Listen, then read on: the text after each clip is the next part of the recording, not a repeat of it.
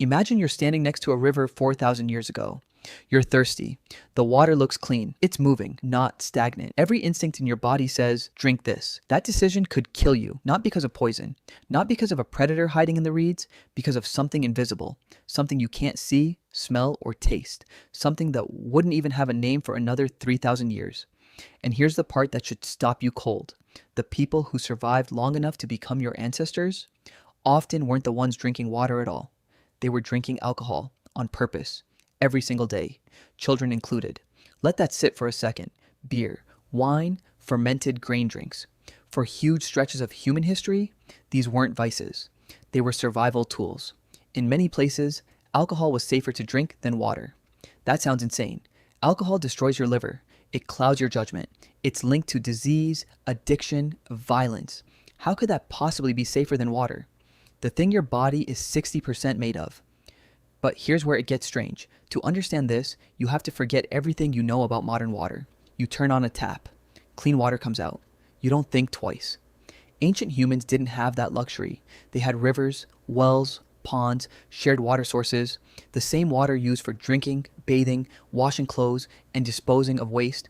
Now picture a village of 300 people, all pulling water from the same slow-moving stream that also runs past the latrines. You don't need a microscope to guess what's swimming in there. Cholera, typhoid, dysentery, parasites with names too disgusting to say out loud. These weren't rare diseases. They were the leading cause of death for most of human history. More people have died from contaminated water than from all wars combined. So the real question isn't why did ancient people drink alcohol instead of water? The real question is, how did they figure out, thousands of years before germ theory existed, that fermented drinks could keep them alive? They didn't have microscopes. They didn't know bacteria existed. Nobody was writing scientific papers about pathogens. And yet, somehow, entire civilizations built their daily survival around a drink that just happened to kill the exact invisible killers hiding in their water. That's not a coincidence. That's a discovery. And discoveries like this are never simple. Let's go back further than you'd expect. Archaeologists have found evidence of beer brewing in China dating back 9,000 years. Egyptian workers who built the pyramids weren't paid in gold. They were paid in beer. Historians estimate each worker received close to a gallon, every single day, while building one of the greatest architectural achievements in human history. That's not a party. That was payroll. In medieval Europe, the numbers get even wilder. Estimates suggest the average person, man, woman, sometimes even child, drank the equivalent of several pints of beer daily. Not to get drunk, to survive. Because here's the thing that would have blown their minds if they'd known it. The fermentation process itself was quietly killing the pathogens in their water. But that's only part of the story. Here's where it gets genuinely fascinating. Fermentation isn't magic. It's chemistry, and it's a battlefield. When you ferment grain or fruit, you're introducing yeast. Yeast eats sugar and produces alcohol and carbon dioxide as waste. That's it. That's the whole process. But that waste is a chemical weapon. Most dangerous bacteria, the ones causing cholera, dysentery, typhoid, cannot survive in an alcoholic environment. The alcohol disrupts their cell membranes. It's like dropping a wrecking ball into a house made of paper. On top of that, the brewing process usually involved boiling the water first. Boiling alone kills most pathogens. Ancient people didn't know they were sterilizing anything. They just knew boiled, fermented drinks didn't make people sick, while raw river water sometimes did. So without understanding a single microorganism, they stumbled onto one of the most effective water purification methods in human history. A lion doesn't have health insurance. It can't afford to eat something that might kill it slowly. Ancient humans were the same. They couldn't afford to guess wrong about water over and over, generation after generation. Evolution and culture favored the groups who accidentally got it right. The ones who drank fermented drinks got sick less, had more surviving children, passed down the practice. The ones who didn't simply didn't pass down anything. This wasn't a lifestyle choice. It was natural selection playing out through a drinking habit. But here's where it gets even weirder. If alcohol was protecting people from deadly disease, why didn't everyone become raging alcoholics? This is the question historians love, because the answer breaks the assumption most people walk in with. Ancient fermented drinks were nothing like what we drink today. Beer in ancient Egypt or Mesopotamia had an alcohol content often under 3%, closer to what we call small beer. Wine was frequently diluted with water before drinking, sometimes 3 parts water to 1 part wine. So people weren't getting drunk from breakfast to dinner. They were getting a low dose of alcohol, spread throughout the day, just strong enough to suppress dangerous bacteria, but weak enough not to impair a farmer swinging a scythe or a builder hauling stone. It was, essentially, medicinal strength alcohol disguised as a daily beverage. And this is where things get even stranger. This wasn't just a European or Middle Eastern phenomenon. It shows up almost everywhere fermentation was possible. In ancient China, rice wine. In Mesoamerica, a fermented agave drink called pulque. In parts of Africa, fermented sorghum and millet beers. Completely different continents, completely different cultures, zero contact with each other, and yet the same solution kept appearing. That's not a cultural trend. That's convergent survival strategy. When the stakes are life or death, human ingenuity tends to arrive at the same answers independently. Think about what that means.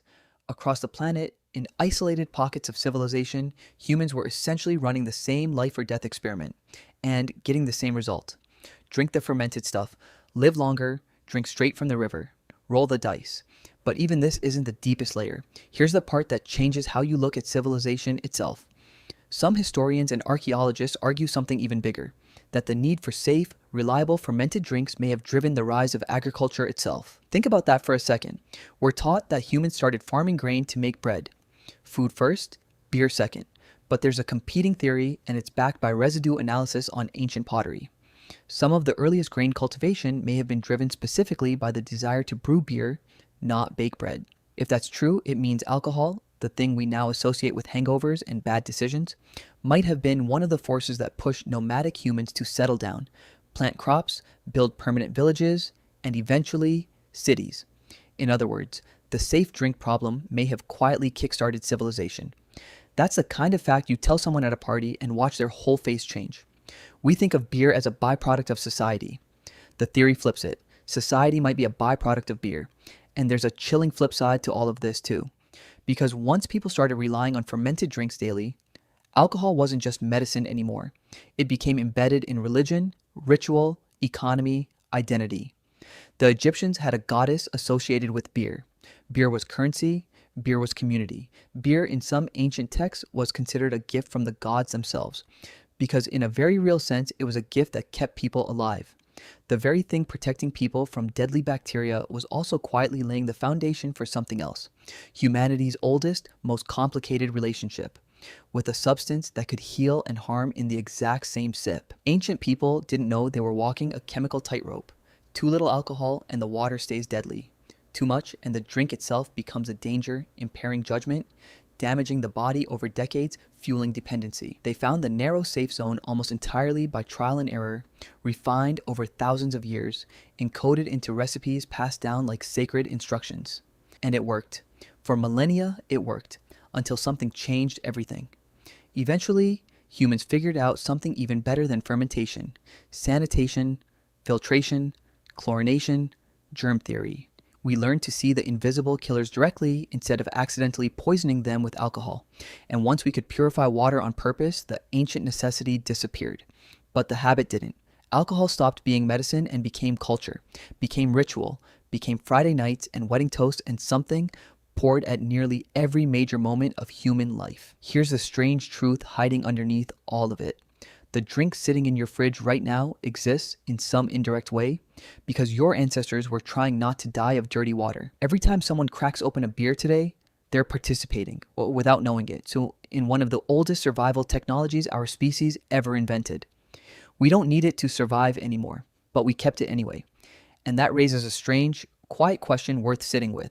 How many of the things we do today, the habits, the traditions, the things that just feel normal, actually started as desperate survival strategies our ancestors never explained to us? We inherited the behavior.